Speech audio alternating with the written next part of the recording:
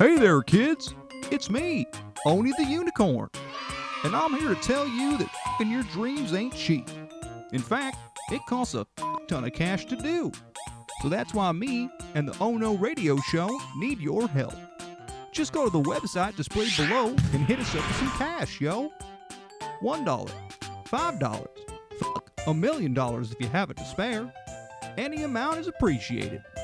Well, I gotta go because these dreams ain't gonna fuck themselves. See ya!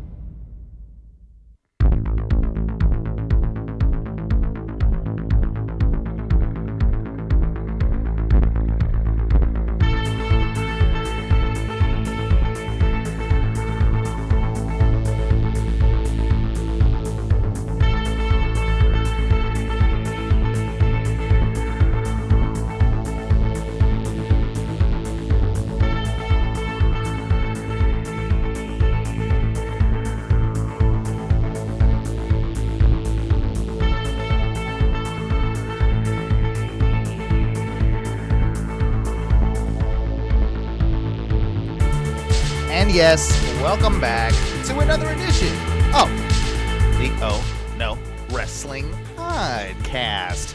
My name is Owen, and I am your Sharp Break Kid, no longer your predictions champion.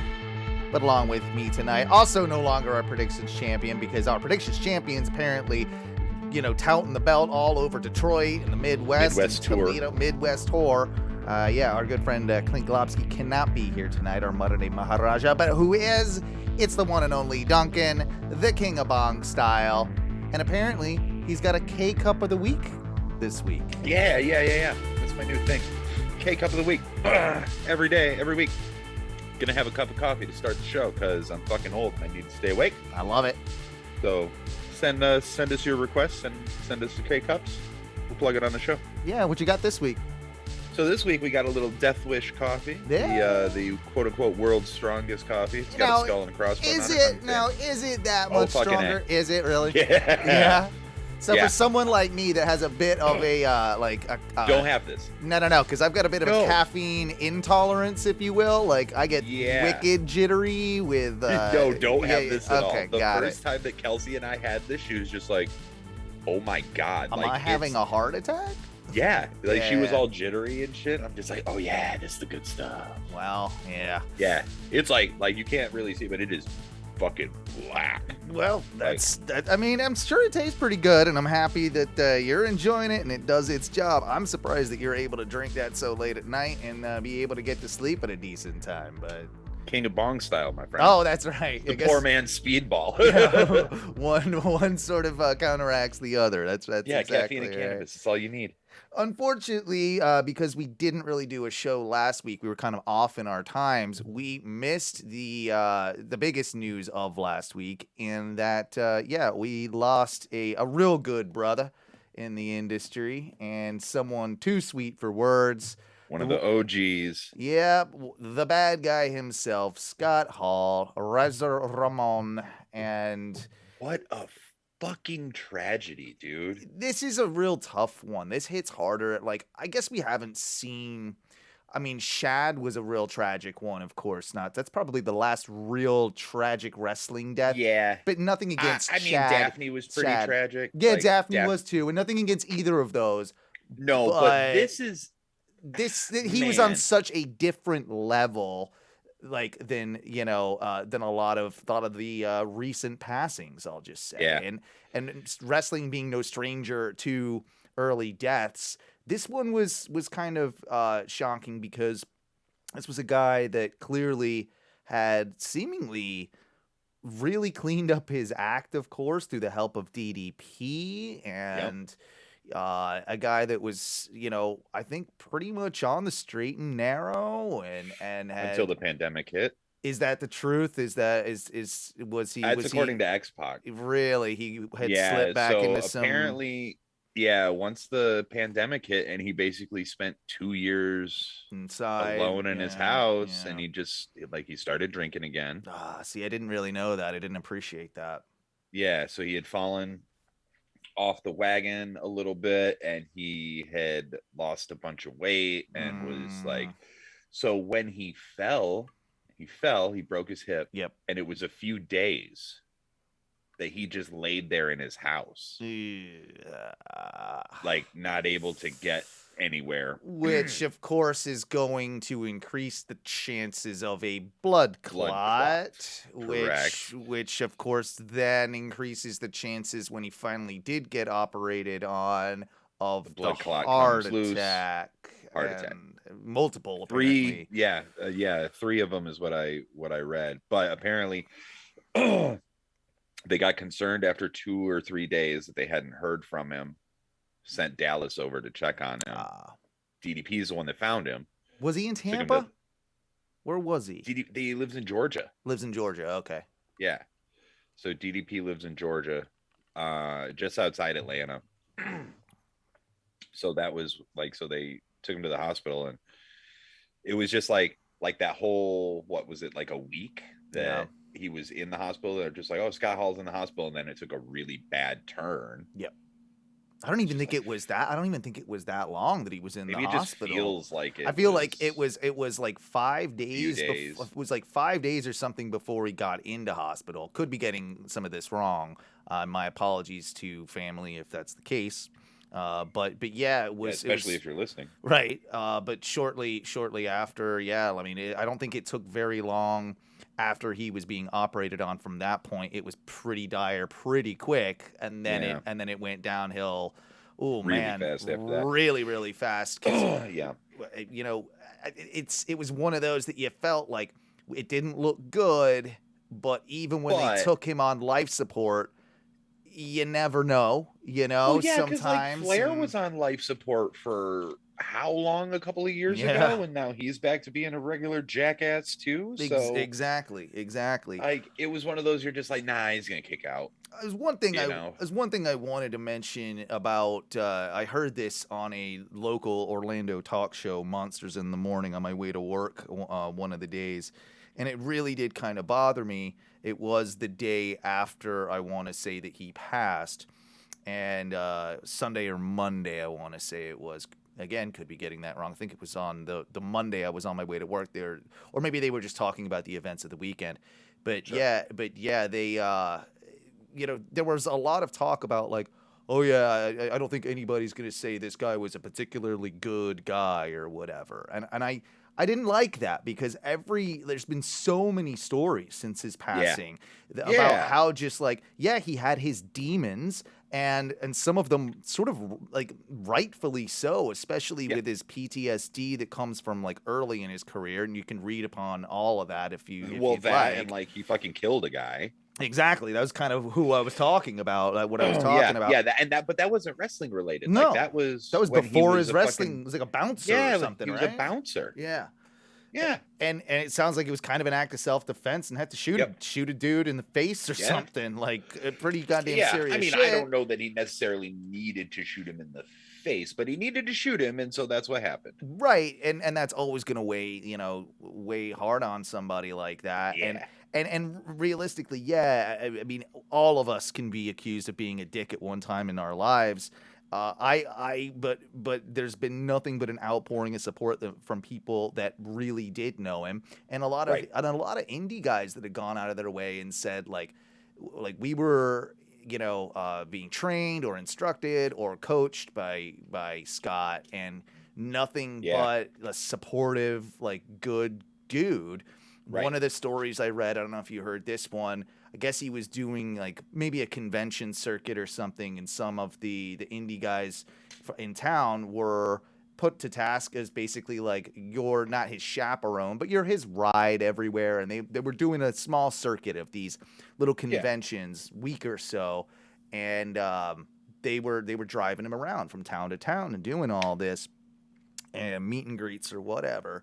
and he was apparently just doling out advice and refused to let the boys pay for his meals and all that. Like he was buying them meals. He was going out of his way to kind of like he was far from the bad guy. You know what I mean? Correct. Like he was far from the bad guy. That's the thing that everybody continuously says is that like the bad guy was undoubtedly one of the greatest characters in wrestling, right? Like I didn't know that I loved Scarface a decade before I fucking saw the movie. Yeah. You know, like, because that's just what it is. It's just like, oh my God, I love Tony Montana. This is probably why I've always, identified with, that kind of character. For sure. It's just like, oh, it's such a dude, because nobody was cooler than Razor. And that's Chico. the thing. He was cool. He was cool. Like before, in an era where there wasn't a ton of cool going on. Like in the same way that he was doing it. The pinnacle of the gimmick era. Mm-hmm. And even though Razor Ramon is a total gimmick, he absolutely made it work. Much in the same way that, for me, Diesel, Big Daddy Cool, like that, like it worked. The Dumpsters didn't. Yeah, right. Your Repo Man Mountain Rock didn't exactly do it. First of all, sir, never Repo besmirch. Man is a treasure. Never besmirch the name of Repo Man. Don't dare you besmirch the good name of Barry my apologies. But one of the coolest things too about Scott Hall, if you think about it, is that like after he left, of course, WWE, he went into WCW and was still like, even though the name changed and even though the gear changed and it was more rough and a jean vest now and all that, he was still the same character. And it was, I mean, he was first like 2 weeks, right? Because like that first one, he was just like, you know who I am. He was still talking in the accent. Yep. And he was like full on Razor, and he had like the hair curl and everything. Eventually they sort of like, he had to differentiate himself because they got fucking sued. Right. So rightfully so. You can't even be like, so that was, but he still made it cool. And like, dude, the promos and the slow cadence and the oozing machismo. It's just like, ooh, I'm scared. Dude, like with the fingers. Ooh, yeah, that whole thing. How many times as a kid did you do that? Like on the playground, essentially. Oh, to someone dude, else, it's like still shit. as an almost 40-year-old man, it's just like if somebody wants to be like a hard ass, it's like, ooh. Yeah. Come on, man. Like you do the razor fingers all the time. If you have a 100%. toothpick, it is required that It when you is. get rid of it, that you flick it into the trash can. Or it's somebody being addicted. Or it's somebody. Yeah. Absolutely. Yeah. Like but you have to flick it. It is written in the toothpick code. Absolutely. That does not get simply placed in a trash can. No, absolutely that is not. Flicked towards the trash code. can. Yeah. That's a potential episode name. Yeah, that's true. Let me go ahead. I'll just jot that down right now. One of the other things as well that I knew but I didn't know, and I'll explain, is going back after his death and kind of seeing like some highlights and like some stuff from his career. Oh yeah, because everybody did the retrospective videos. And I like that. And I like that. Absolutely. It was like they were good tributes. They were they were respectful. They were, But his run in WWE, like it was fast that he was pushed into that main event scene. Like fast. Like probably like months, like within like 3-4 months of him debuting, he was in main event.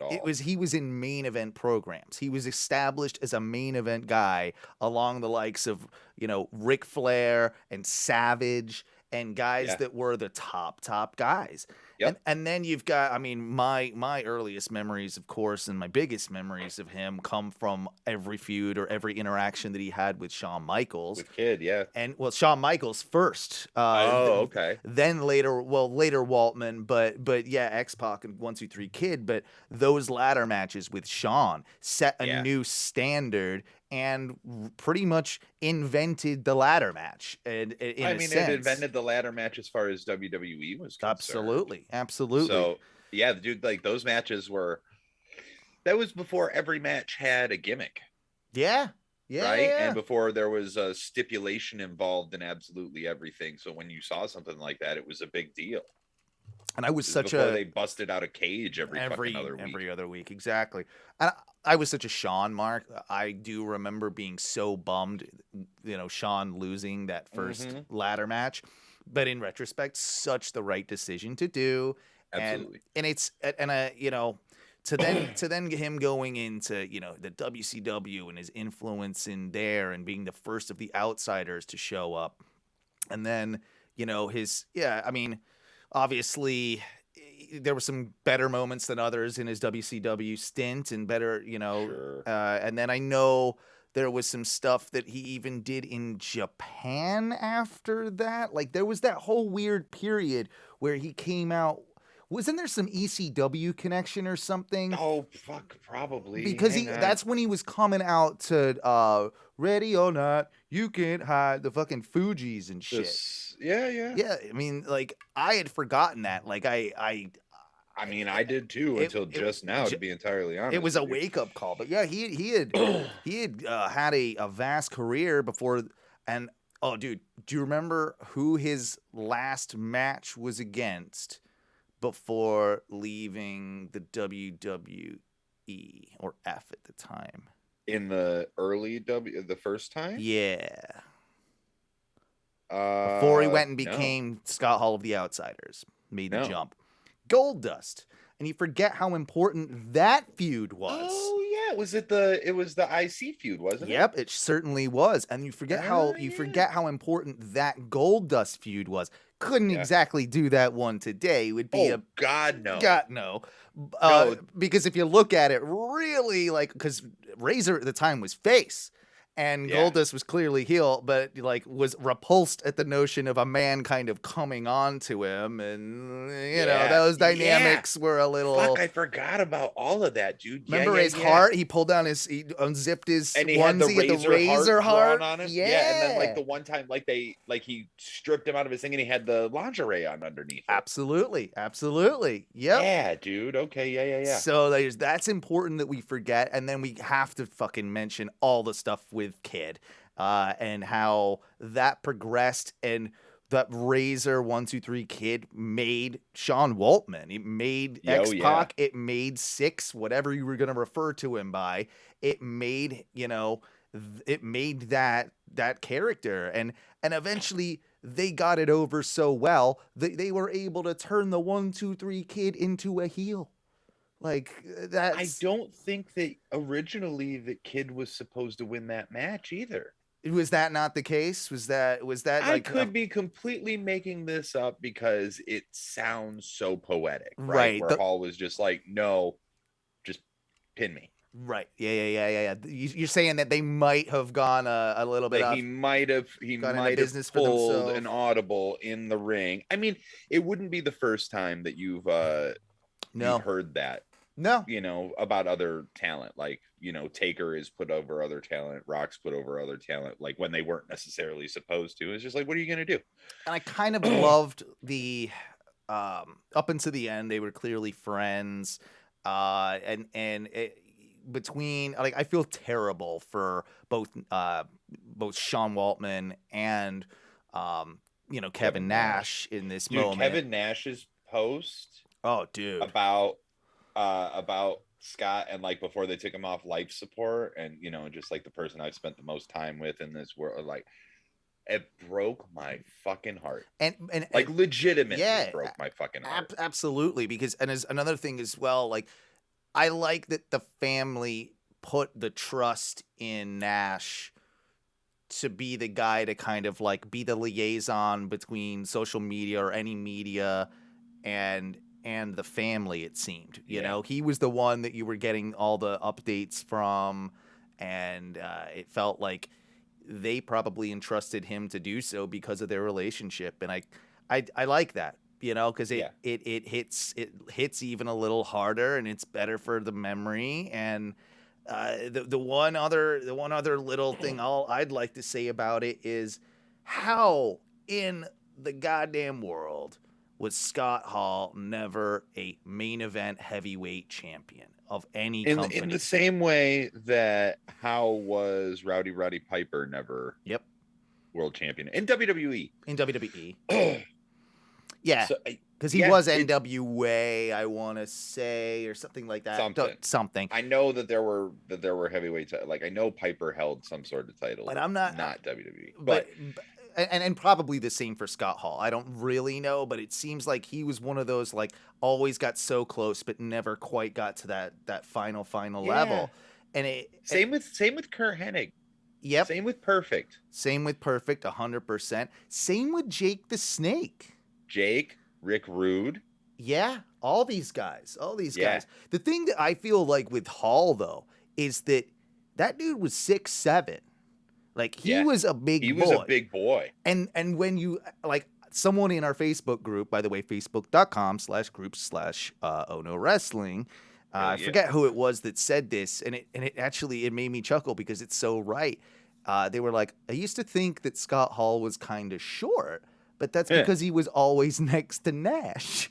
Yeah. And it's true. It's like you look at him side by side, but you forget that dude was 6'7". Yeah. So Matthew and I met Hall and Nash at StarCast, the first StarCast, the All-In weekend. Yes. And thank you to good brother Matthew for that one. Yeah. But we we met him, and it was surreal.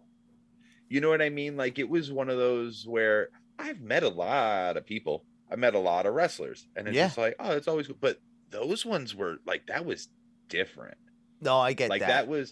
that was sort of like, oh shit, like these guys were, I mean, dude, I loved Hogan growing up, right? Like that was my era of wrestling. My grandma was a Hogan fan, and then I loved Hogan because, you know, like I cheered for who she cheered for. And I remember Hall and Nash, especially in the NWO days. I'm like, those were the first ones where I was just like, this is fucking cool. And then when we met them and they're just like, you want to hold the belts? Like, oh shit. Like getting to hold those, like those original fucking championship belts, and like they're so heavy.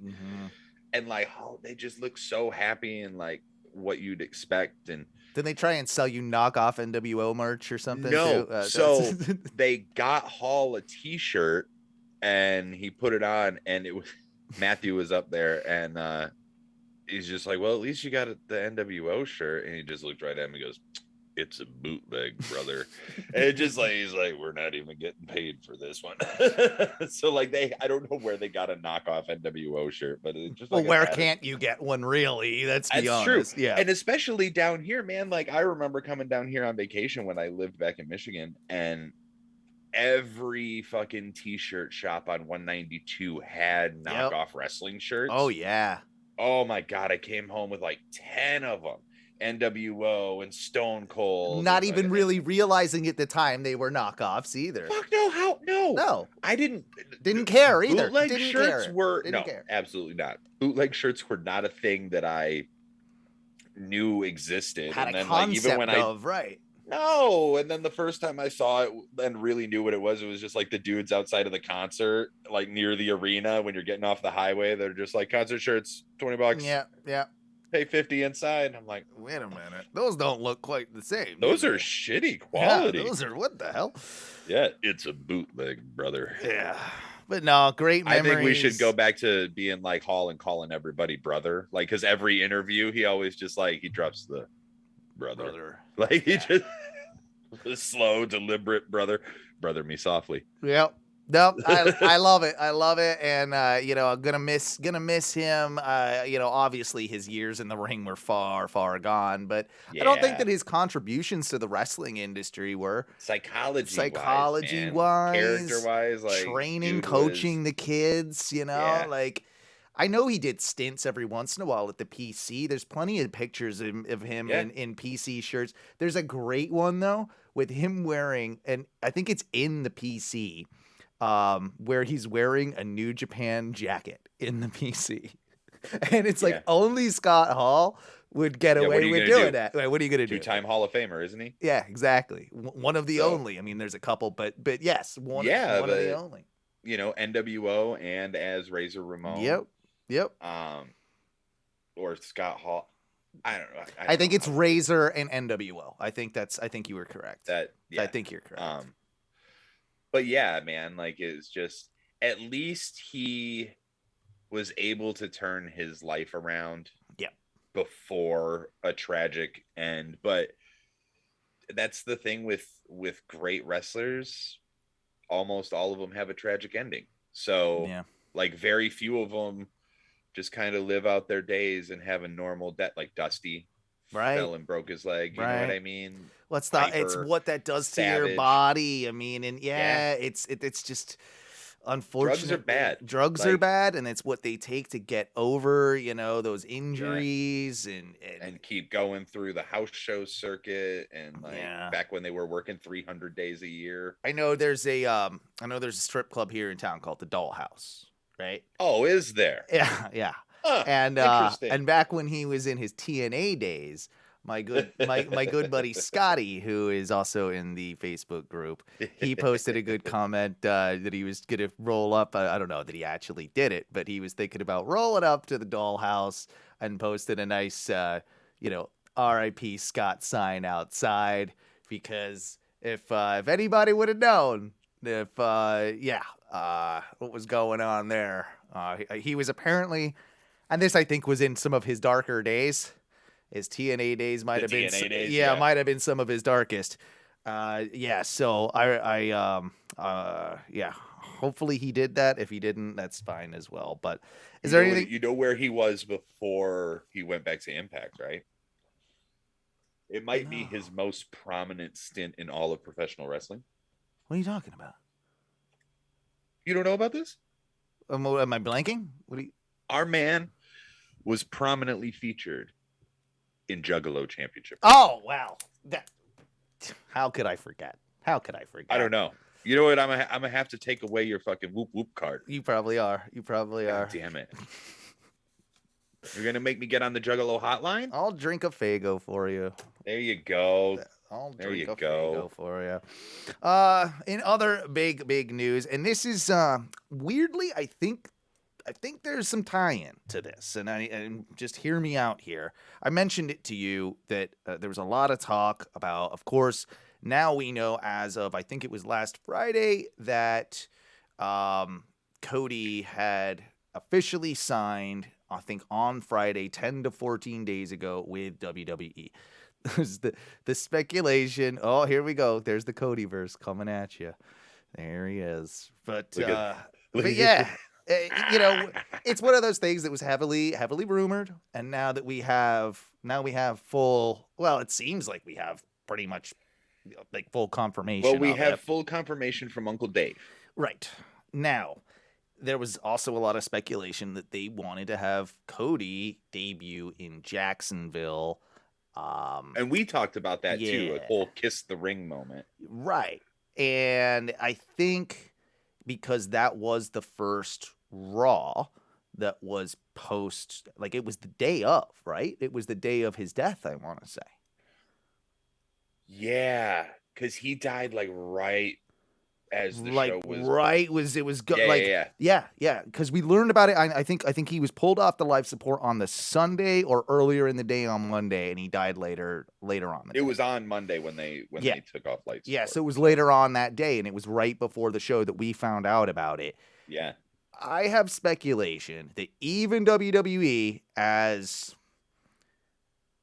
insensitive as they can be at times, actually called an audible and decided that would be in bad taste to basically overshadow the weekly wrestling news loop by doing the Cody debut in Jacksonville. And if that's the case, then kudos to them. And we might not ever know that, right? Hopefully I hope we don't ever know that, because it's not our fucking business. I would like to know if that is true, Honestly, I'd like to know. I would like to know if it's true, but I'm never going to I'm not going to be. If I die without ever knowing if that's true, I'm not going to feel like no, my life was unfulfilled. Absolutely not. But then again, I don't care who killed JFK, to be honest. So let's be real. We all know that it was the drunk Secret Service agent whose weapon misfired. Or it was the Cubans. Or it was the Cubans. Tie back to Razor Ramon. No, they were really too busy having coffee and eating sandwiches. There you go. Let's be real. Come on. Probably. But we know enough Cubans. But now, okay, so we've all had all these teases with Seth now. You know, we've had plenty of teases. The commentary teases. Yeah, off and on about this Cody debut. And well, they did it that week. They were just like, Seth Rollins' WrestleMania hopes have been dashed. His dream is now a nightmare. It's like, come on. Exactly. Well, lob it out there a little bit harder, don't you? No, I don't.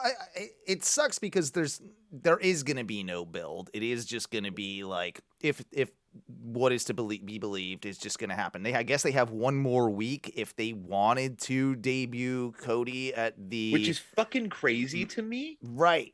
Like we literally have one more show. Next week we are doing Mania predictions. Yeah, that's true. That's true. Next week we are doing Mania predictions. I know.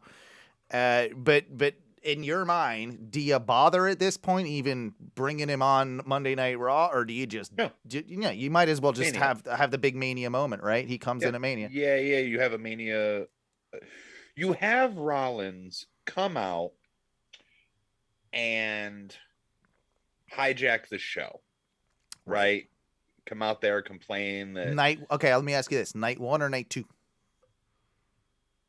Night 2, because agree. night 1 will be Austin and KO's fuckery, which I am not. Look, who knows how? I want to go on record. I'm not in favor of whatever is going to happen. Yeah, I'm with you. From what I've heard, who knows? This can all change. But night 1 is being rumored to open with Becky Belair and Bianca, and then we'll close with the KO show, Steve Austin, whatever they plan on doing. Whatever fuckery they have in store. Everybody's saying that Stone Cold's in great shape, that this is going to lead to more than just a one-off thing. And that's what I'm less in favor of. I'm with you, dude. I'm with you. I don't really love it either. I hope that he can just put in a good showing of some semblance of a match that isn't technically a match, and then that's it. I don't need to see what has been rumored as maybe having 3 matches or something and leading up to a real match at next Mania. I haven't. Oh fuck! Yeah, that's what the rumor mill is, man. It's all bullshit. Stop it. Not you stop it, but I mean you stop it, but them stop it, because that is fucked up. Like here's the thing. Do I want to see Stone Cold have another match? Yeah. What year? Because in 2022, fucking no, I don't. They don't. How long's it been? Even 10. 9. I think it was longer than that, dude. Longer than that. 19. Yeah. It's been He's getting the Google machine out. I think a 9 stuck out. I have mathematic dyslexia, so I do this sometimes. Do this sometimes. So yeah, March 30th, 2003. Yep. Okay then. 19 fucking years ago. Yeah. Why in the fuck do you, after you have seen how all of these other returns have been, why the would Goldberg you do it? and fucking Undertaker match in Saudi Arabia, Triple H and Shawn Michaels against the Brothers of Destruction in Saudi Arabia, Goldberg every time he's every time he's come back, like, stop it. We don't need it. Fucking stop it. We don't need it. On a much smaller level, in AEW, why did we have to endure Juventud Guerrero and Chris Jericho? Like that didn't need to happen. it didn't need to happen. I understand it from a storytelling, like grandiose, like it was professional wrestling.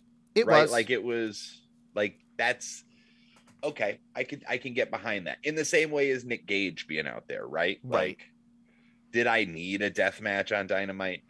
No, but at least Nick Gage isn't gonna like ruin his legacy by having that match. Like that Juventud match was sloppy as fuck, and it didn't it didn't do much for either of them. Now with Stone Cold, that's the worry with all of us. That's just cross our fingers. Let's hope that it's just a cool moment to end night one, and we can go on our way. I agree with you that Cody will be like with some sort of hijack scenario with Seth coming out, trying to hijack the show. I didn't get my match, blah, blah, blah, blah, blah. Then having a return of Cody, basically, well, I'll wrestle you, something along those lines. Yeah, I challenge anybody who's got the guts to come out here, blah, blah, blah. And then we hear, yeah. Because I think he can use that music, too. I think it's his. He owns it, right? The rights to that. WWE never wanted to use it. That was one of the sticking points when he left. Right. In the first place, was that he wanted to use his own music. He didn't want to be Stardust anymore. Dude, if they make him come out as Stardust, it's over. Oh. No, there's just no way they're that dumb. Like, they're not. Owen. Not for the money. Not for the money that they are maybe going to spend on this guy. Because I agree. But also at the same time, like, the rumor that I've heard is that the winner of that match will be the next in line for the unified title. For the unified title match. Cody might lose that match. That I think might happen. What, lose the match to Seth? Yeah. He might. Because I don't see them hot-shotting him right away into that program. I think it can happen later down the road. There could be some fuckery in there. Now, see, I disagree. You think you have to have him win it? I think you have to have him win the match, and then you have to have Brock win the unification match. Mm-hmm. Cody beats Brock. Bold. It's how you get Brock off TV. Yeah. And how you get the title off of Roman with him still looking strong. Because you can't have Roman lose to Cody, but you can have Roman take the title from Cody later. Yep. Yeah. I mean, I don't hate that. I really don't hate that. I really wish that I hadn't just thought of that and said it. But yeah. So I can see it. And I can also see Cody not beating Brock clean. Is he going to get booed? Or is he gonna Cody? Is he gonna get massive cheers? Because it's gonna be a half and half. He's not gonna get cheered near as much or as I think. I don't know. I think he will get cheered more returning at WrestleMania than he would if he returned to AEW. Oh, I think he'd get massively booed at AEW right now. That's what I'm saying. Yeah. Like I think that the fans have, like, we sort of as a collective group had already turned on him prior to him announcing that he wasn't re-signing. And that, like, him not choosing to sign with AEW, like the very tribal AEW divisive fans are going to be like, that's a slap in, like, it's a slap in the face, it's a betrayal, blah, blah, blah, blah, blah, whatever they want to fucking say, right? WWE fans are going to be like, welcome home. We love you. Also, it's Mania. There's a lot more casual fans who are just going to pop for the returning Cody Rhodes. Do you think there's any possible way that he could work out a contract to where he can wrestle in both the WWE and AEW? Not with Vince alive. Yeah. I mean, and I don't even think Tony would want that, really. I don't think Tony would either. Yeah.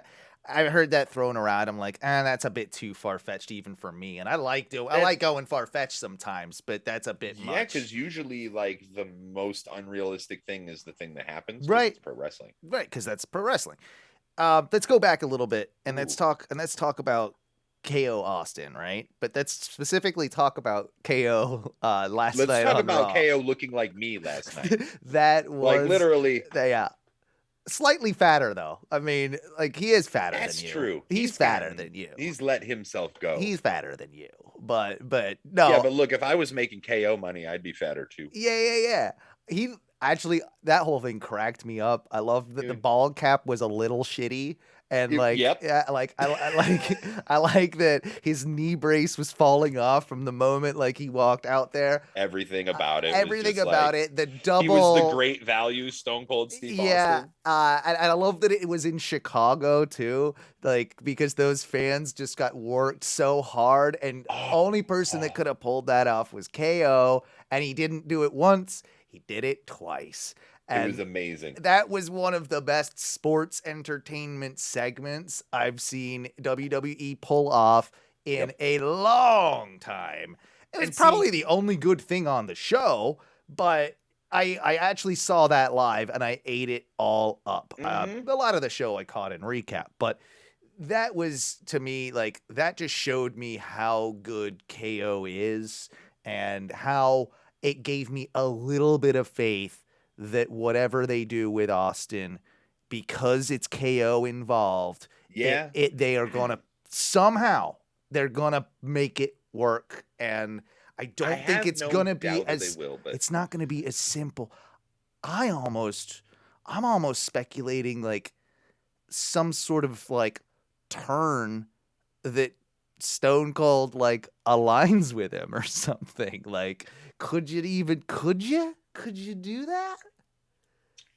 And then it's another kind of ha, we got you again, and it's the rattlesnake, don't trust anyone, to an eventual. Dude, I think you could have done that, not 20 years later. Yeah.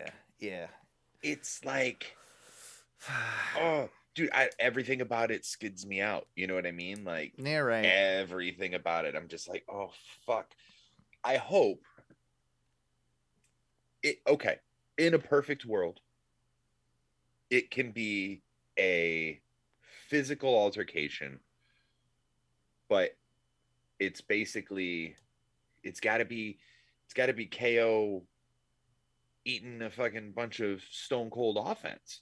Yeah. Like, right? Like, he's got to hit the stomps in the corner. He's got to hit the Luthez press. And then he's got to, stunner him out of the ring or some shit. Probably going to be multiple stunners. And yeah, it's something along those lines. Who knows? But if they try to do an actual match, that's when it's going to fail. You know what I mean? That's when it's going to fail. Yeah.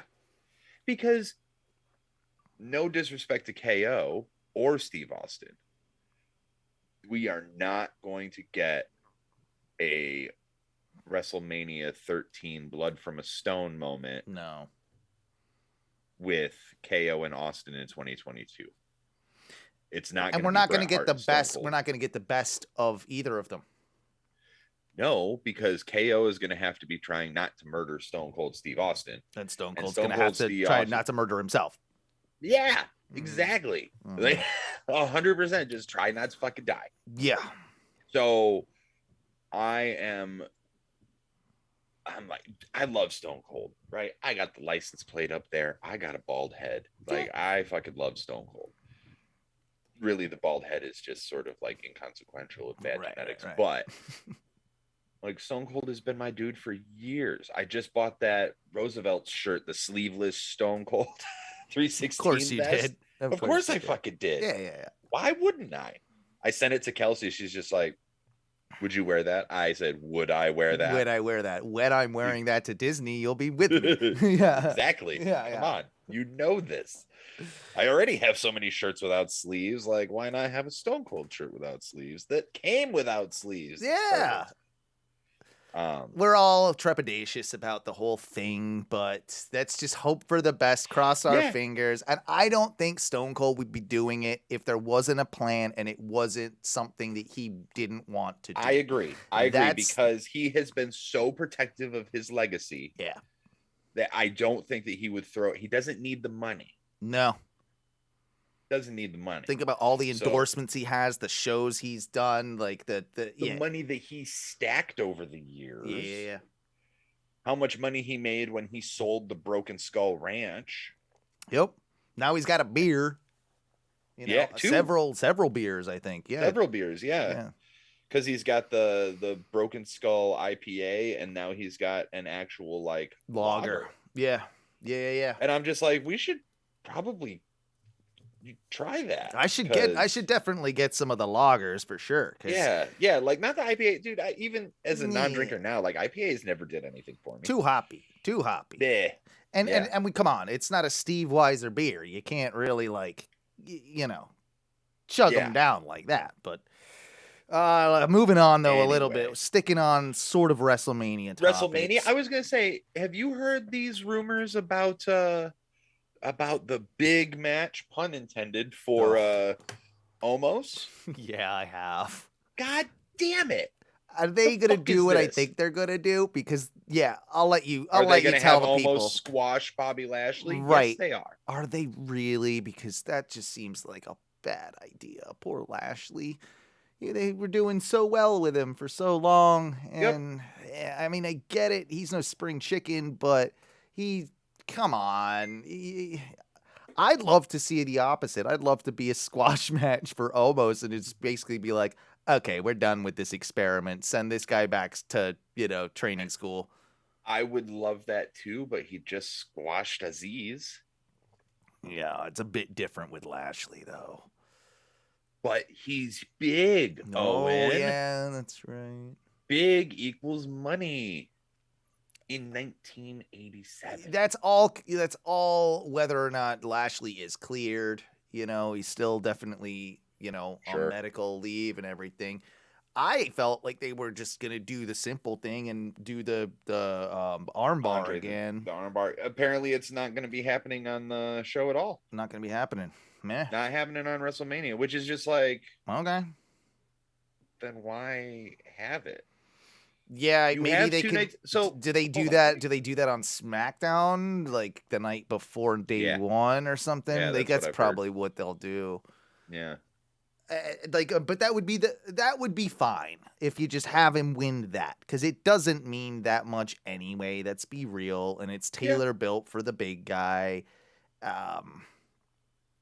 Okay, yeah, that's fine. But no, I don't like it, and it's also just like, that's taking up a pretty valuable spot on the card. When we're literally in kayfabe, having a guy like Seth Rollins bitch and moan that he can't get a shot on the card, but we're gonna have almost with a match. Right. No, that doesn't seem. It doesn't seem right idea. To me, but whatever. I was gonna ask you about what you thought of Gable Stephenson. Is it Stephenson or Steveson? I don't know. Stephenson. I'm gonna call him Big G. Big G. Yeah. I mean, he's apparently done with his NCAA career. He won his final second in the year championship. I don't know. Don't care. Exactly. It's all. No, it's impressive. It's right? impressive. I did amateur wrestling in middle and high school, and it's just like, that's just fucking hard. Hell yeah, it is.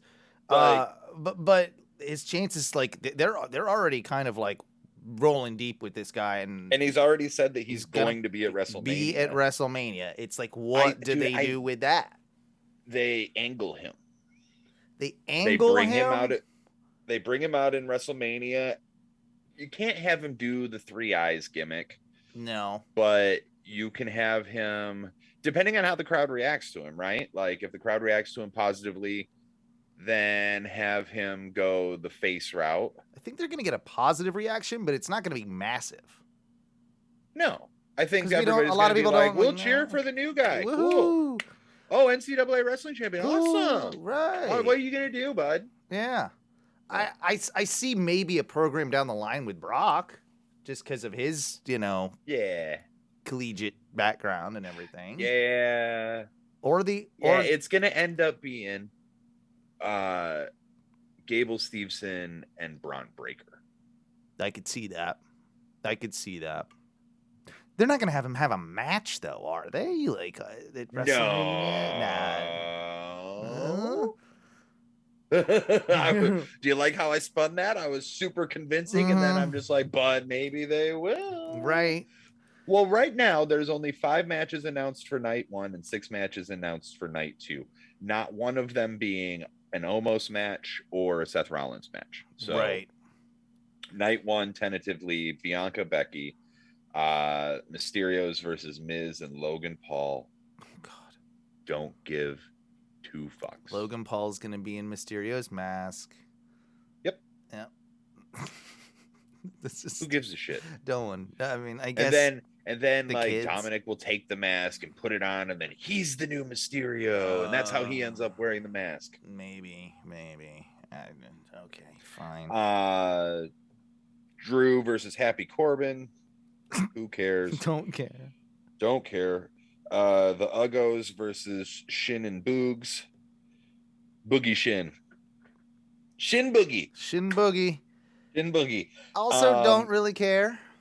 No, 100% don't care. 100% don't care. Like For the most, SmackDown Tag Team Championship. like all the people involved, don't care about this match. Don't care about the match. Could not give a fuck less. No. And Charlotte and Ronda.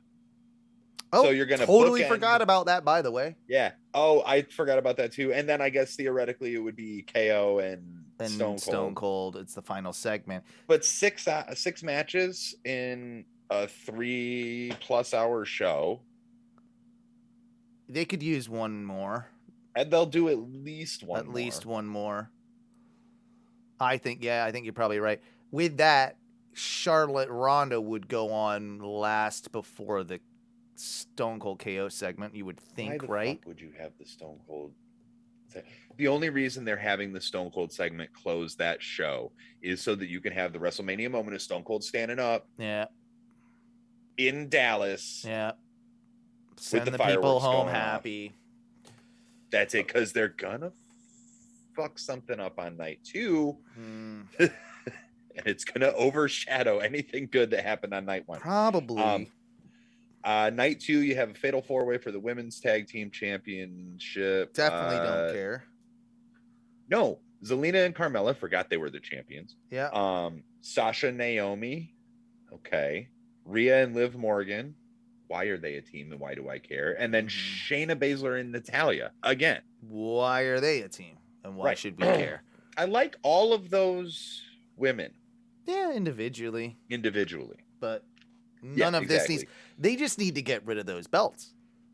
Like we complained about them not having women's tag team titles for so long, and now that but they just haven't done anything with them, or just I don't know, have some congruency with the NXT women's tag titles, and then have something going on in between those brands or something. they're slowly starting to merge the brands together. Maybe that'll help. Maybe it will. You got Knoxville versus Sami Zayn in an anything goes match, which means it will be a Jackass match because all the Jackass crew will be out there and all sorts of shit. Pat McAfee versus Austin Theory. Do not care. No, and I don't like. There's Austin rumor. Theory. There's rumor that one's gonna get a stip as well. Great. Still don't care. Okay, that's so. The stipulation is if Austin Theory wins, then McAfee loses his job. Yeah, that'll be it. If McAfee wins, then Austin Theory has to stop being a creep backstage. I don't know. I don't know. And then you've got RK Bro versus the Street Profits versus Alpha Academy for the Raw Tag Team Championship. That could be a good match. Yeah, that has potential. Edge, AJ Styles. How do we feel about this? Besides sick of Edge, or do we like new heel Edge? I don't like it. It doesn't. He's not selling it for me. It's not clicking. It feels too forced. Smurfy Edge is weird too. Like we're just gonna be all in blue. Not a big fan of that. Okay, No. his looks a little cooler. I don't mind that. Like that's something. The new entrance theme, not great. Not great. I like the potential of the match. That's about it. Like the match will be fine. The match will get 15 minutes. It probably won't get quite as long as it needs to. but it'll be a good match. Something is going to run long. Knoxville and Zayn is going to run long, Right. and it'll cost that valuable time. Yeah. That will at least be fun, though. Knoxville and Zayn will. Yeah. It will be fun. That's the thing, is night 2 kind of looks like a downer. Yeah. And then you end with Brock and Roman. Which will be a banger. It will. Should be. There's something Dude, there. I want something is gonna happen. Like, Paul Lee is gonna fuck Roman. But again, like here we are again. Yes. Like, yeah. You know why? Because Paul Lee is a shyster bastard. Yeah. Like, but then does Brock fuck Paulie after the fact? Yes. That's probably what I would pitch. And then Paulie eats an F5. Yeah. And then and then we can figure out somebody else for Paulie to build, someone else that maybe that's a Gable Stevenson thing, a project. Ooh, now see, now we're on to something, because there's a connection there, because Brock being a former NCAA champion as well. Yeah. I like that. Like Paulie, or even Braun Breaker. Either way, I could see either of those guys as Paul Heyman guys. Yeah. Absolutely. Well, so yeah, I think that that has potential, especially Gable Stevenson, because honestly, I think Braun Breaker has a pretty good handle on his own promos. Yeah. Like he's not his dad. But he still has Steiner energy. Yeah. And that's all you kind of need to be him right now. All you need is Steiner energy. That's all you need. Just don't do the Steiner. 141 2/3%, bro. Exactly.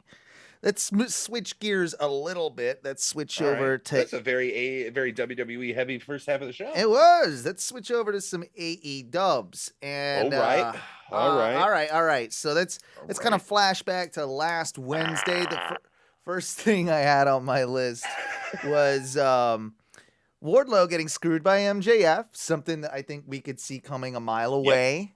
Yep. I think this does actually help Wardlow in the long run. As I said, he's not a guy that needs to necessarily hold the TNT championship. He can, I think after his inevitable feud now with MJF, there can be developments of him moving into the top of the card, which I'm all for. I think, and I love the fact that we've got face Wardlow now.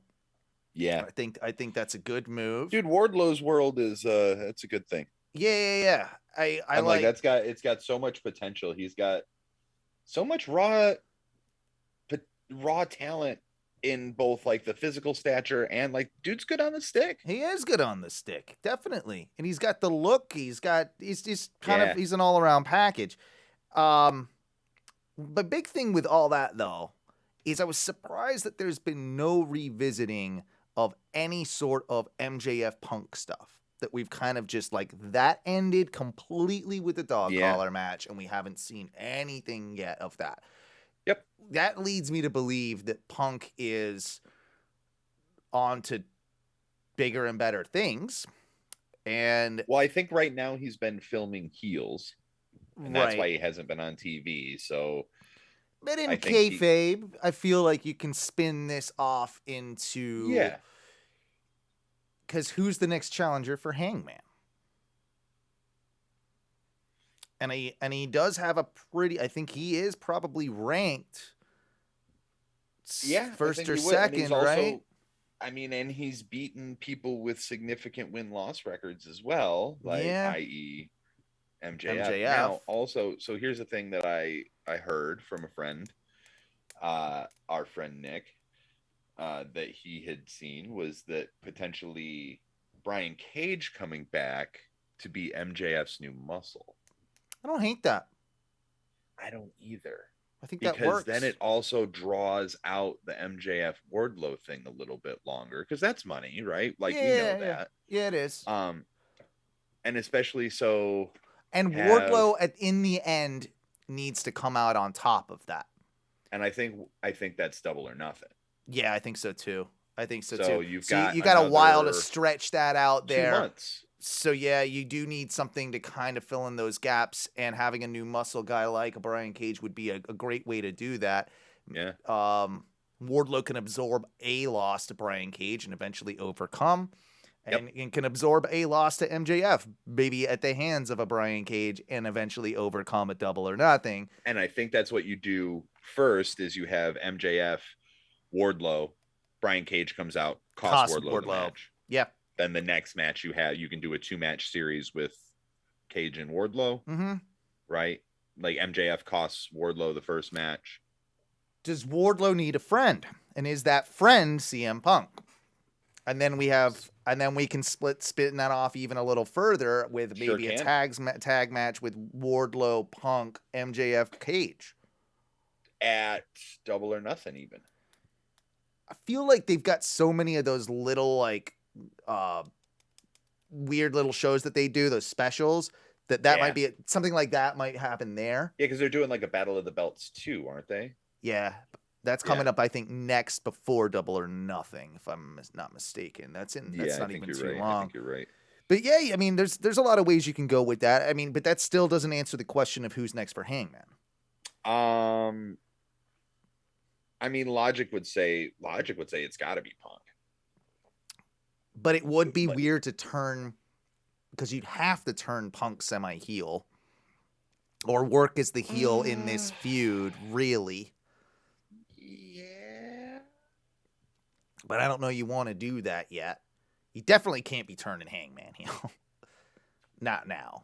No, that's not going to work. That's not going to work. So who else is there to kind of like, because we know we know it's not Kenny, right? We know it's not Kenny with the whole knee surgery thing that just got announced yesterday or today. And he still hasn't had his hernia fixed. Yeah, he still hasn't. He's still got another like 6 surgeries to go because Kenny. Fuck, dude. God damn it, wearing a shirt. But yeah, fucking.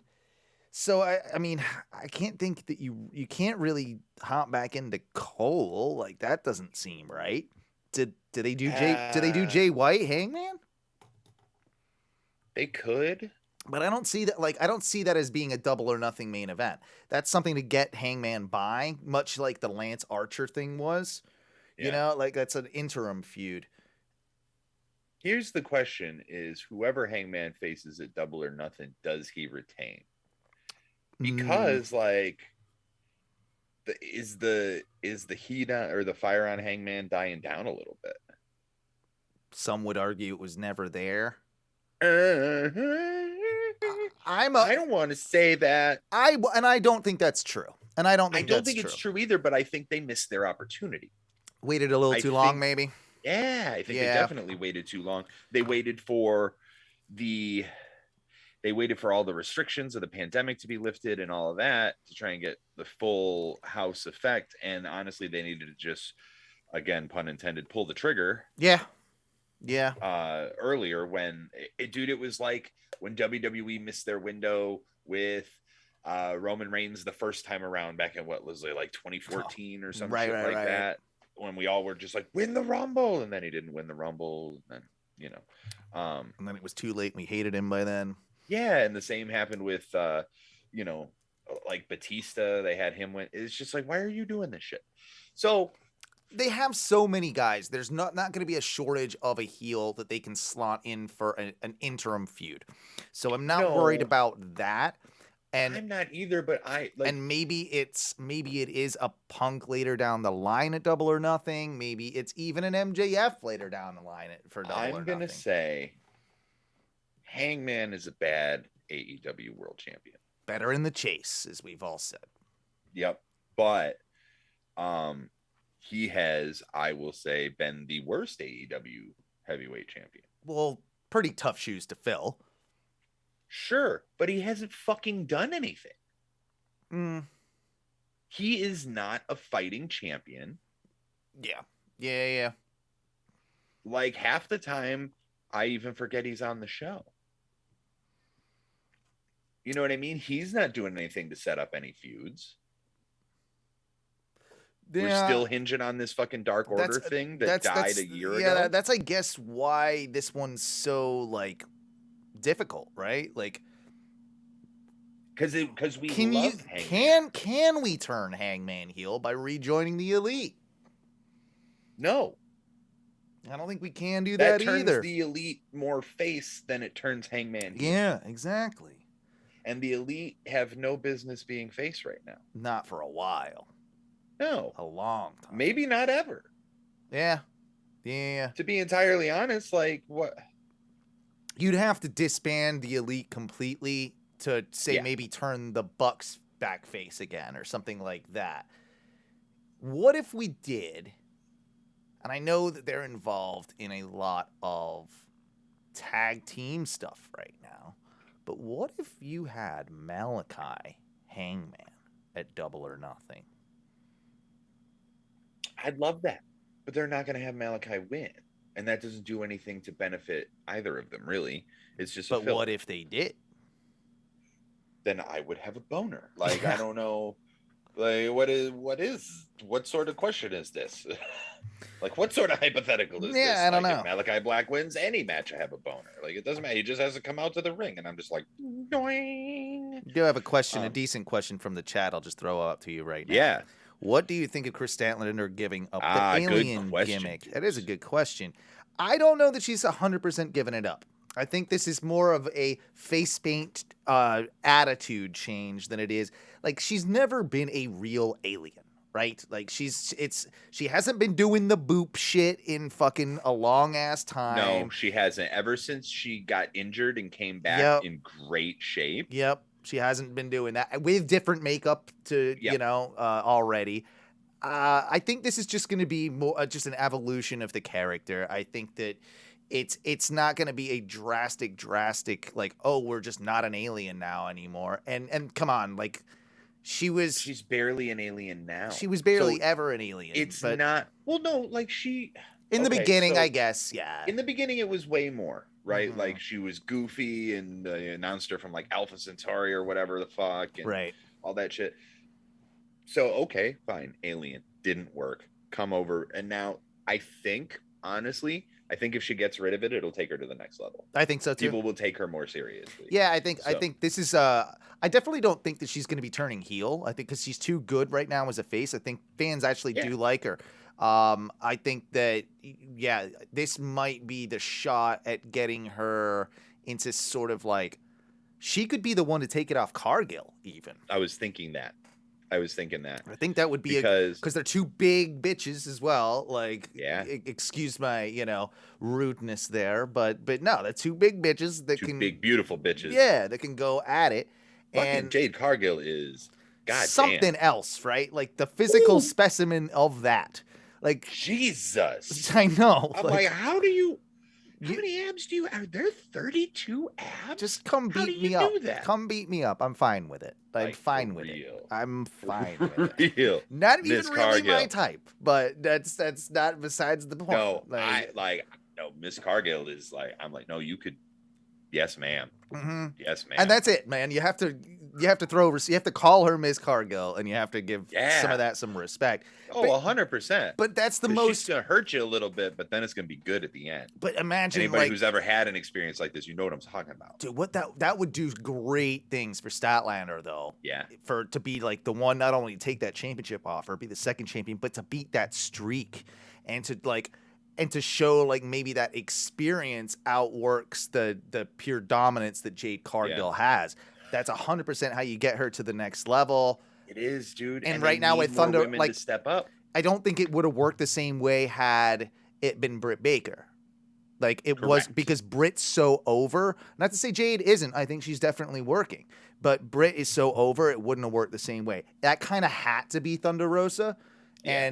And Thunder Rosa is also over like fucking gangbusters. Over like Rover. And I tell you what, she deserves to be after the match. They had like this third match on Dynamite. Dude, first match, amazing. Second match, meh. Third match. Because they were holding it back for the third match, which was fucking great. It was gnarly. It was pretty gimmick heavy, but at the same time, Sure. it was fine. They made it work. It was a blood feud. Like, that's what those two have established themselves as, like, mortal enemies for life. Like, it doesn't matter if there's titles involved or not. Like, they're the female Rock and Austin. Like, they're going to be I just kind of antithesis of each other. I agree with you completely. I just don't think that they needed to find a way out of having their match at Revolution.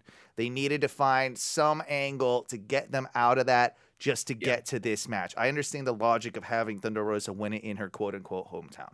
Like that all made complete sense, but it sort of soured it all and slowed everything down, to a point where I don't know. I was less interested in it than I should have been going into this steel cage match. Turns out they pulled it off, and it was great. I think Thunder Rosa is going to be a great champion. I don't know that she's going to be face forever, though. Because, no, she's a bitch. Because she's got a bitch face. She's got one of those resting bitch faces. She's got something about her that I think she could work better as a character as a heel, in my personal opinion. I don't disagree with that. And I think that if you let Britt stay off TV for like 2 weeks, she's going to be a natural face now without the belt. Like, you're not wrong. That's 100%. I think the direction you should go. Fans have been clamoring to cheer for her for a long time anyway. So just roll with it, because that's the direction that I would go. What else do we got here as far as AEW is concerned? Have to talk a little bit about the Jericho Appreciation Society promo, which now I love this. I love that we're not pro wrestlers. We're sports entertainers. Jericho has done it yet again. God damn it. And we were just talking last week or the week before about, I don't know about Jericho. I think maybe he's jumped the shark, and here he fucking goes. Goes again. Does it one more time. How many do you have in you, motherfucker? I think it's unlimited. Endless. It's endless. Because at first I'm like, oh, he's going back to being like the Lionheart. When he first kind of came out with the hair and everything, like he looked like the old school, like rookie Jericho, just really good pro wrestler, Lionheart. That's like, oh, well, that makes sense, because he's lost all of his weight. He's gonna have one more run. It's gonna be. He looks fucking great. Awesome. Too. Looks Holy awesome. Shit. So this was like kind of a swerve for me in what I was thinking the direction they were gonna go. I love that this is one of the first plays on AEW knocking the whole, just knocking WWE as a whole. Like, this is one of those that has really worked, because it's done in such jest that it plays to the right crowd if you know what you're doing. It's heel as hell, but it still works. It's a different reinvention of Jericho, the 2.0 connection, because those guys are... And again, they're good pro wrestlers, but they're sports entertainers first. 100%. Amazing. Then you have the Daniel Garcia connection, the antithesis of a goddamn sports entertainer, the guy that has zero personality, but this is going to be perfect for him. He's going to be able to get a rub of a personality because of this, and eventually probably splinter from the group, because he's a pro wrestler. Like, that's kind of the joke. And then Jake Hager there doing whatever Jake Hager does, just hanging around with Jericho. Probably neither a pro wrestler or a sports entertainer, but it's fine. Yeah. No, he's fucking don't even know what Jake Hager is, or why I should give a shit. Why I should have ever given a shit. I kind of have a soft spot for him. I'm not going to lie. I do too, because he has fake teeth too. Yeah.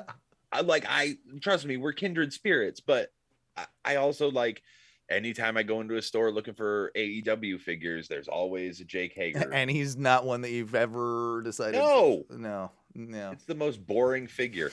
It is the most milquetoast action figure that you could possibly buy. It's literally just him in his, like, black cutoff workout hoodie and just like, See, I kind of feel it's one of the reasons I haven't bought MJF yet, because even though I love MJF, his figure is just kind of bog standard apart from the scarf. I mean, his figure is mid. Is kind of mid. Yeah, it's mid. His figure. Well, one of them is very mid, and then there's another one that's got, like, the ring jacket. And yeah. Now that one's cool. Like, I haven't found that one. Speaking of AEW figures, did you see that they have an AEW $50 blind grab bag on their website? Ooh, that's for the interesting. figures, and it's from like it's like Unrivaled Series 6 and 7, and then Unmatched Series 2 or something like that. So you'll get 3 random action figures for $50. Yeah, and my luck, I'll get all the 3 or something that I already have, or the 5 that I have. Well, yeah, I'll get some duplicate because that's my luck. But a lot, yeah, no, and that's part of the reason that I haven't bought it either. So I'm just like, I already have a bunch of them because now I've sort of locked myself into having to be specific about them. But as soon as they put a pre-order up for that Malachi Black action figure, did you see that? Yeah, fucking thing? that one's rad, man. With the mask and all that. Oh my god! Yeah, that's pretty tits. Give it to me. Take my money and give me the fucking toy. No, for I will sure. put it back here with my Dark Light Hannah Horror. Oh, I know Malachi you will. Black. Well, yeah. You know I know. I thought one of the coolest little things they did was make a -10 action figure and -1. -10. -10. Yeah, he had 10 other kids. But no, like that's cool, and like how he can ride on Brody's shoulders and all that. It's an online exclusive that comes with Brody. Also, I just went on the wrestlingfigures.com website, and I just want you to know that there is a WWE Elite figure up for pre-order right now. Of the Goon? Of the Goon. I've heard that this was coming out, but the Goon, yeah. What they probably want a lot for him. I know there's only so many of those. $36. Damn. But it's one of the ones that has like a bunch of interchangeable shit. It's a really well-made action figure. And here's the problem that I keep having to come to is all the shit that I'm used to paying like $20 for is $30 now. Yeah. And it's just like, fuck, I'm getting old and now shit's expensive. And I used to be able to get like so it's just like, okay, t-shirts aren't $20 anymore. We just have to accept it because because they're not gonna get cheaper. And now hoodies are like $70 at shows and things like that. Dude, it shows. Mm-hmm. I'm just talking in general. It shows. Yeah. Fuck me. Wrestling shows. Yep. Like $35 t-shirts. Fine. The venue gets a cut of it. I get it. And you're also paying for the convenience of like walking out with it then. Yeah. Versus ordering it online. But almost all AEW shit now, for the most part, they're going to have like a little bit of merch, but most of it is going to be like, hey, just go online and get it. Exactly. It's a lot easier to get it all online. Print to order now. Save some money. Deuce is also asking, how are you collecting them now? Just getting any ones you can find or the ones you want? I mean, you got to go Target, Walmart. GameStop. Online. Yeah, I just go around to different, and I don't do it as much as I used to because I literally have the ring and it is full of figures. And I just have like Orange Cassidy in a cup over here, and they're just everywhere. So I take them out and I display them. I have a bag. That's literally got a bunch of different like accessories, hands and things, hands and heads and stuff from my Star Wars. I toys. Ziploc when everyone I get that has one. I Ziploc and I write on it like Kenny Omega's hands, like and those go in. Oh yeah, see, like you care a whole lot more than I do. I just throw all that shit in one but bag how am I gonna know whose hands are whose hands? I don't know. Well, I mean, some of them are easy to tell. Sure, but me, I can't. Whatever. Also, how often am I going to be swapping out hands? Probably never, but I do need to keep my Kenny Omega's hands just in case I understand. Need a Kenny. Also, you know Kenny how you Omega can hand. know it's Kenny Omega's hands? Why is that? Yeah. Oh, he yeah. does the fucking finger gun. Pew pew. I feel like he's got those, and he's got like another. He's got ones. Are you looking for any specific wrestlers, or just grabbing any you can find? I am not grabbing any I can find, because I have not bought Sheeta, and I have not bought Nyla Jake Rose, Hager. and I have not bought Jake Hager, and I have not bought FTR. I'm surprised with that one for you. I like FTR, but they're boring. They're boring figures. They have the belts, but I already have the Lucha Brothers, and they have the belts. Well, I put them on the belts, but so no, because that's because you got SCU, and they had the belts. Probably, SCU, right? Yeah. Exactly. So yeah, I just kind of grab the things that I want now, which is sort of what I've always done. Like all of the figures that I have, I'm just like, no, I like all those. I'm not upset that I bought SCU because yeah, they had the belts. Also, this is the worst town that I've ever been in on the back of Kaz's jacket. Fucking love it. Still love that. Still love saying. That. Yeah. And the Matt Hardy is one of my favorites because it had Vanguard 1. So, oh, that's true. Even though Matt Hardy be Matt Hardy, at least it did have Vanguard 1. At least it has Vanguard 1, which is my favorite.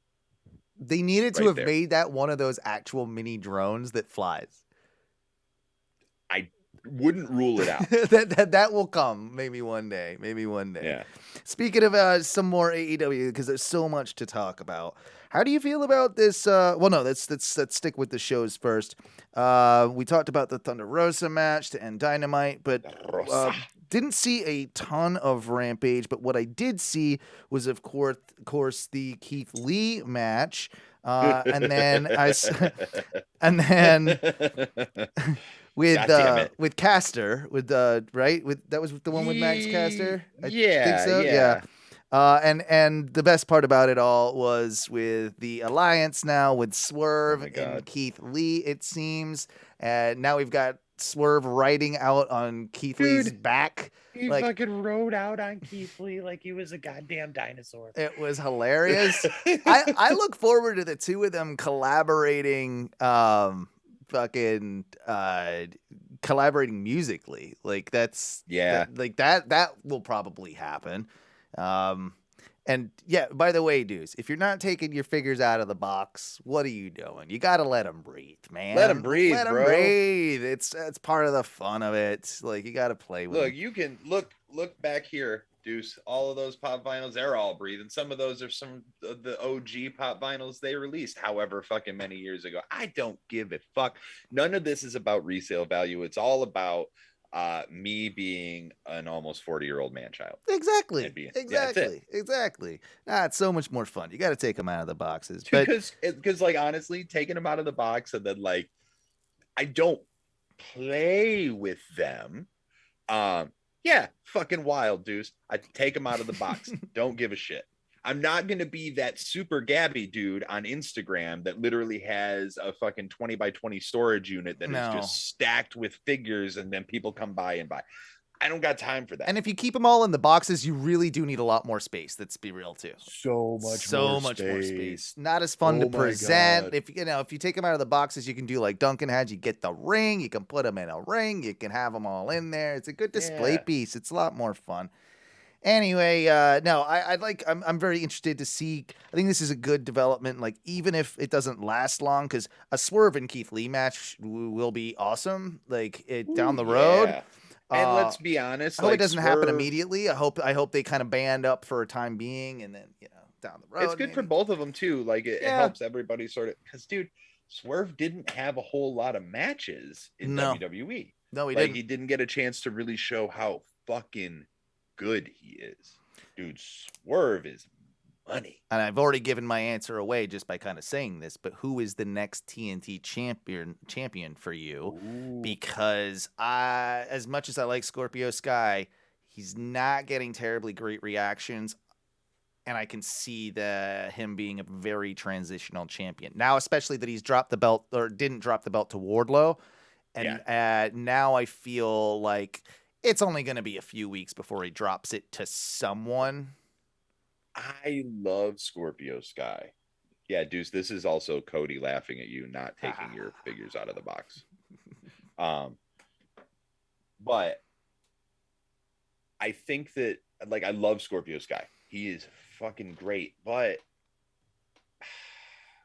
I don't know how he's going to connect to the AEW audience at large, because his gimmick is sort of like he'd have to split for Men of the Year.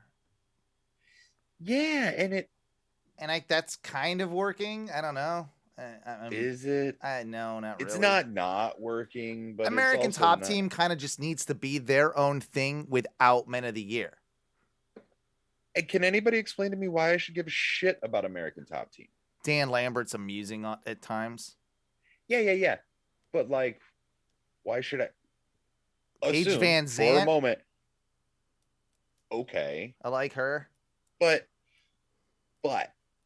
as somebody who has zero MMA like crossover, right? I did not, and I will be 100% honest, still do not know who the fuck Dan Lambert is. Didn't know before AEW, but the way it's been explained to me through Excalibur is that he's the guy that started American Top Team. That's literally what is American Top Team? A collective of MMA guys that train in a particular gym that have had a lot of success in the MMA world. Stupid. I hate it. Right. Okay. That's fine. Like, now that it's been explained to me, I didn't like it before and I hate it even more now. It's to the point where there's American Top Team, like gyms, like all their franchise. Yeah, they're like all around the country, that type of thing. I especially hate it even more now. Right. Everything you say about this makes me hate it more.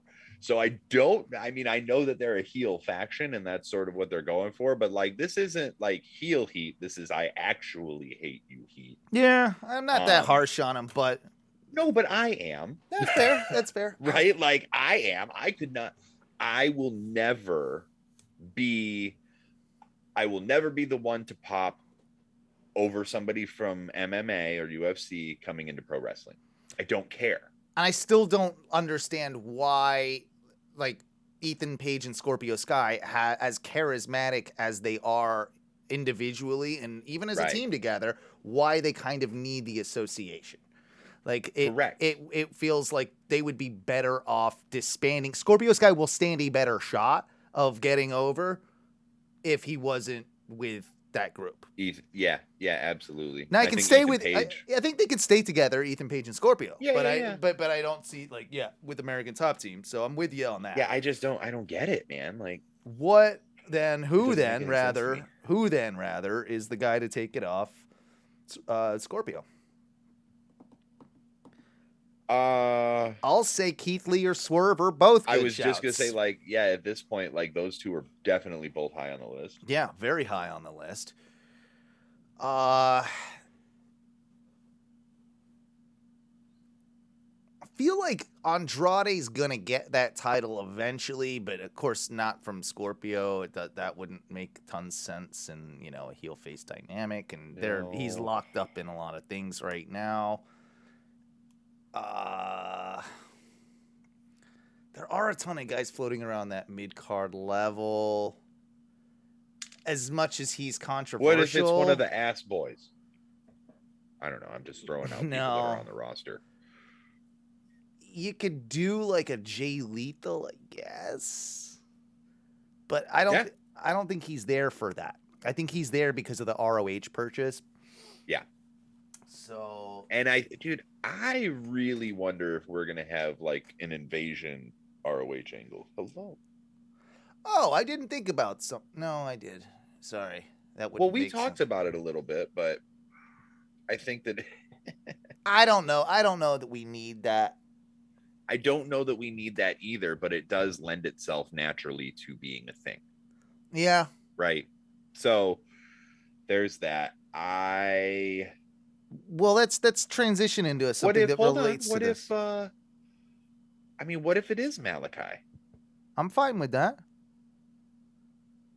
Yeah. I think that I love the House of Black, but if you don't do something with it soon to make it mean more, it's just going to get lost in the way that every other gimmicky team sort of has been.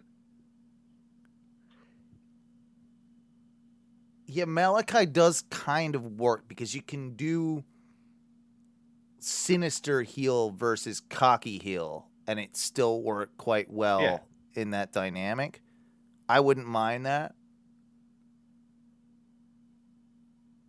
That would be a good match too. I still like Swerve or Keith Lee, but those are my two. I do too, but I'm just like, I'm trying to think of others, but I don't dislike those, but yeah, I'm trying to think of like As who soon as we else get would off be- air, I'm going to come up with like 10 of them, and then it's going to 6 be of them. Yeah, yeah, for sure. exactly. There's no question about that. Because they but do for have right those now, guys. Yeah. I mean, I don't see it being like I don't see it being a Lance Archer, and I don't see it being No. like obviously it wasn't Wardlow, so I don't Ooh. see it being that. I got one. What you got? Miro comes back as face.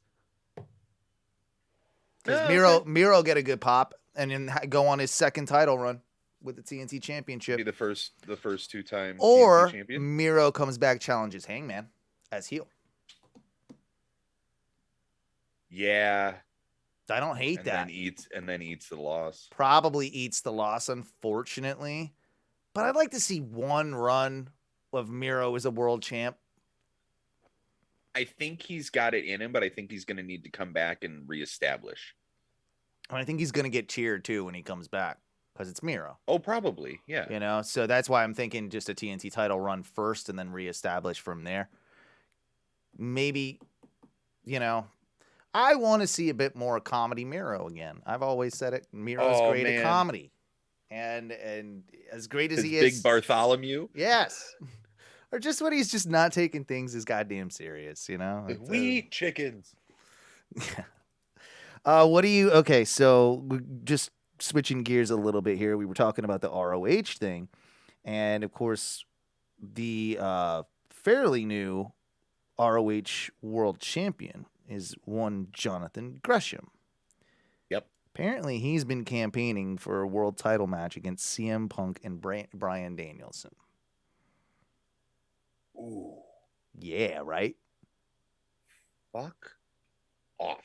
That would be amazing. That would be amazing, and it would keep you guessing because of the history of all those guys with ROH and Jonathan Gresham being the new champion. Gresham is good. Gresham is really good. Gresham just won the Progress World Championship. Yes. Now, Which this has is WWE implications. This is such a weird thing. It's the weirdest crossover. I heard it explained the other day, and I was just like, I didn't put that together, but you're absolutely right, because we have a company owned by one Tony Khan, and that Jonathan Gresham is the champion of. Now we have Jonathan Gresham winning the Progress World title, who have a working active relationship with WWE.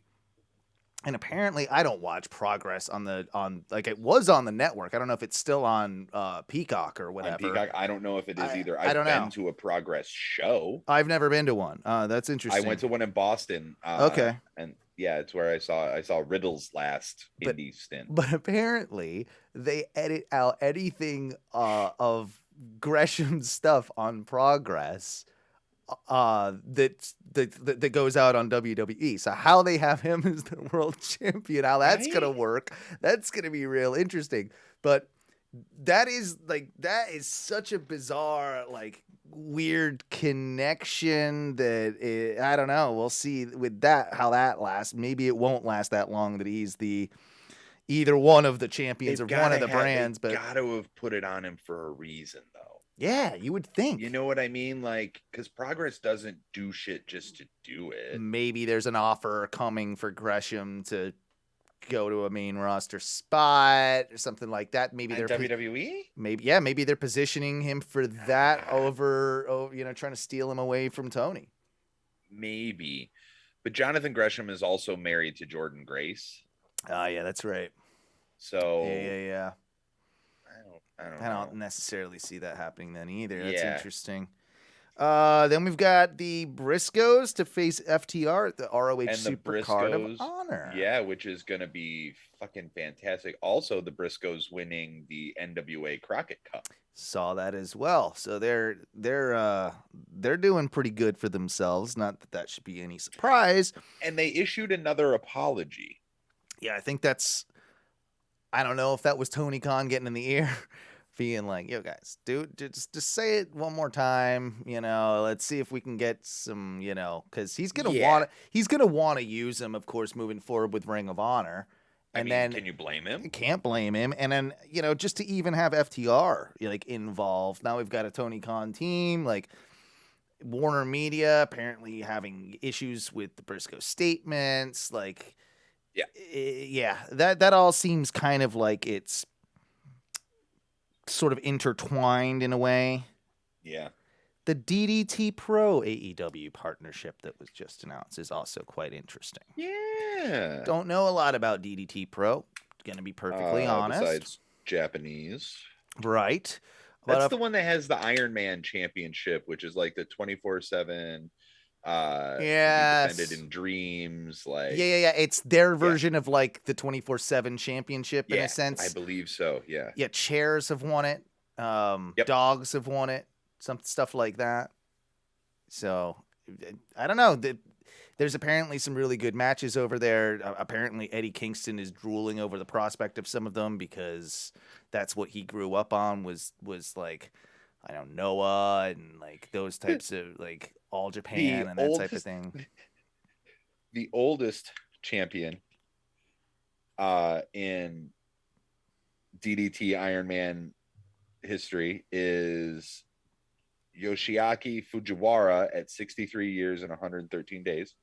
The youngest champion is Shimon Nagao at 3 years old. Oh, there you go. And the most reigns is held by Shinobu with 216 reigns. Take that, fucking R-Truth. Right. Right. But yes, it is unconventional champions such as animals or inanimate objects with title changes regularly occurring outside of regular shows, often with videos posted on the promotional social media. So there's been a ton of different stuff. There's been a monkey, a miniature dachshund, a cat, a ladder, a stuffed Hello Kitty doll. Oh, this is the best one I heard. This is the best one I heard of all these. But I think the belt won itself one time. The belt has been its own champion before.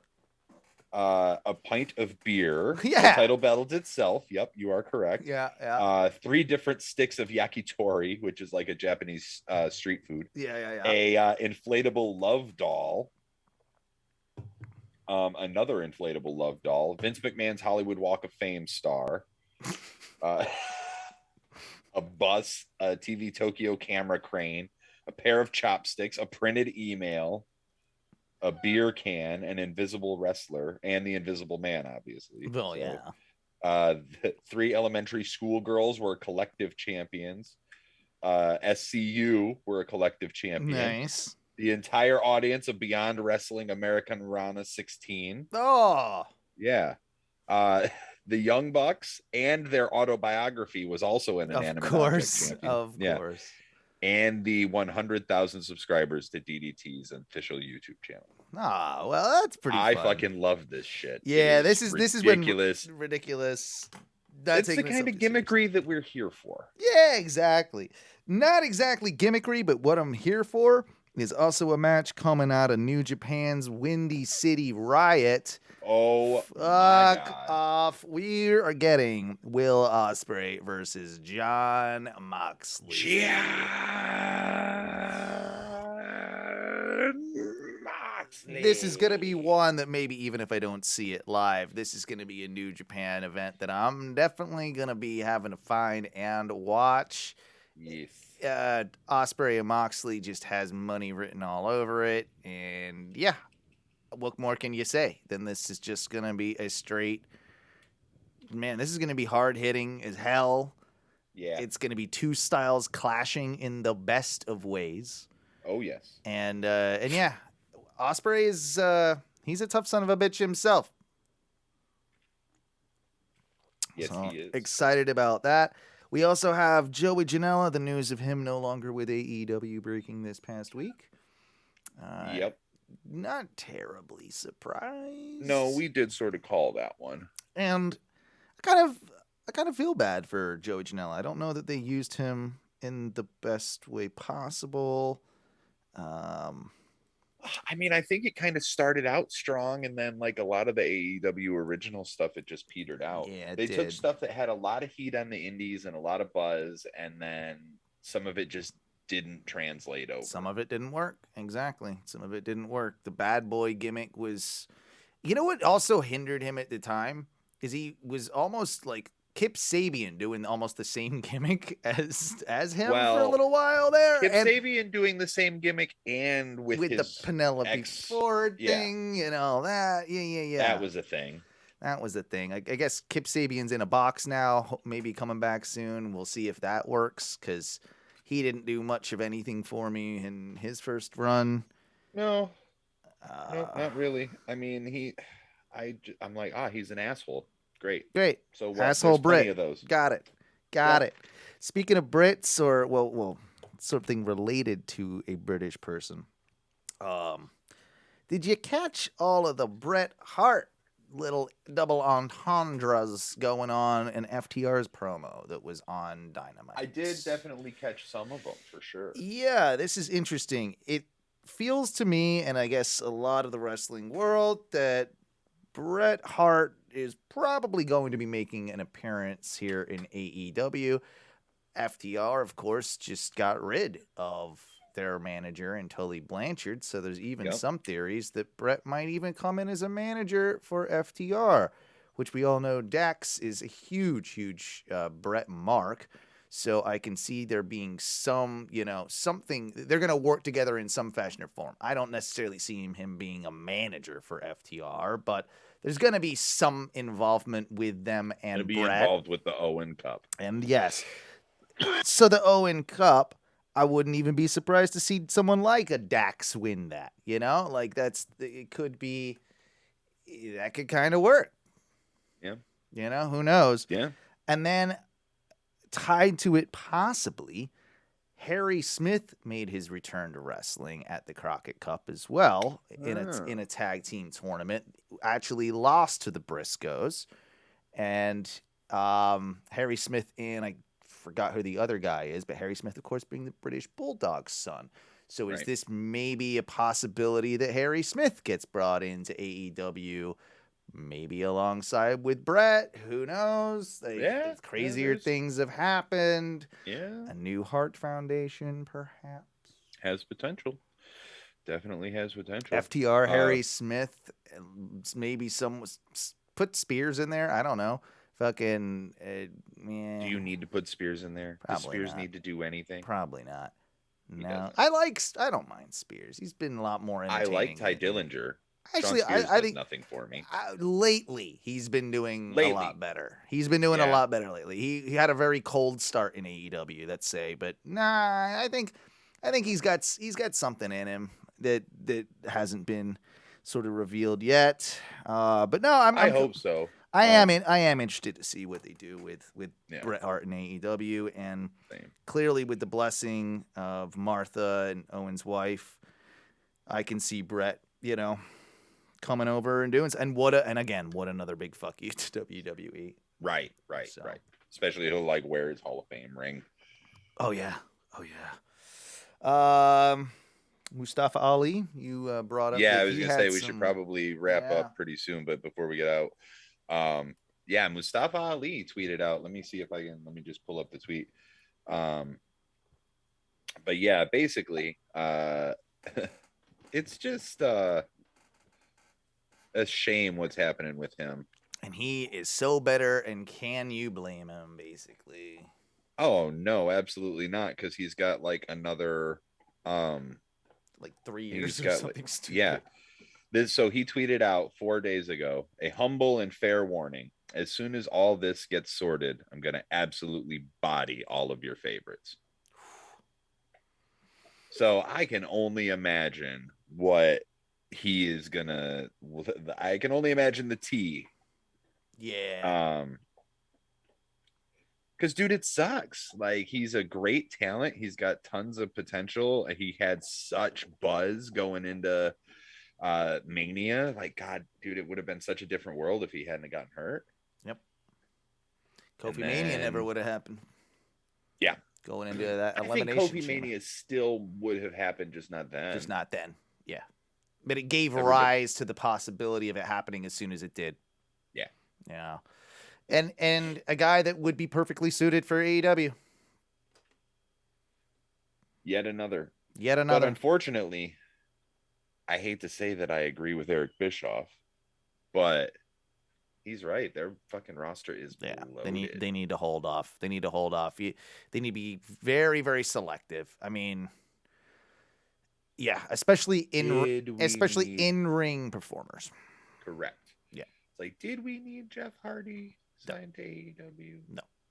No, we didn't. We didn't. Talked about that last week, and don't really want to talk about it again because I'll fall asleep. Yep. Leave you with this because I thought it was a nice heart. Because as you see, somebody is trying to get my attention over here. It's been a long show, longer than we anticipated on doing anyway. But it's okay. I will say that this is one of those this is just good, heartfelt story.